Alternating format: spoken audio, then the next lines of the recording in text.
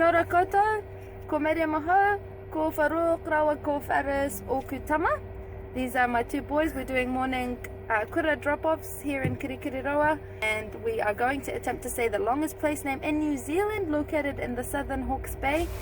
The second longest place name in the world is located in Wales. Just up the road from Llanfair to Pwllgwyngyll, go get a Quindrobos, Llan Cecilio, go. The temperature got to 21 Celsius. Go.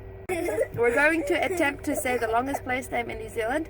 For short, people say Taumata. Can you guys say that? Taumata. Taumata. But it's actually a longer name than that. And it actually is the story of Taumata, who... What happened to Taumata, guys? He climbed the hill. He climbed the hill. And he played his flute to his brother.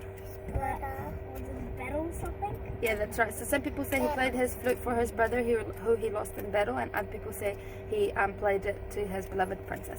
So anyway, either or, we're going to say this long name. Taumata is actually the shorter version for Taumata whakatangi hanga ko wawa o tamatea turipu kaka piki maunga horonoku pōkai whenua ki tana tahu. Can you guys say that? Let's go.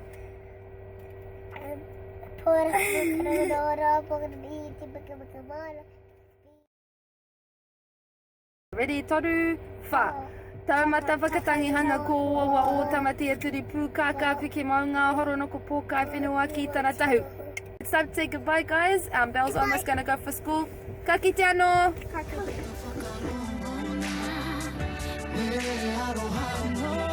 Kia hua po te pai, kia tautua te whai, mana ki tia mai.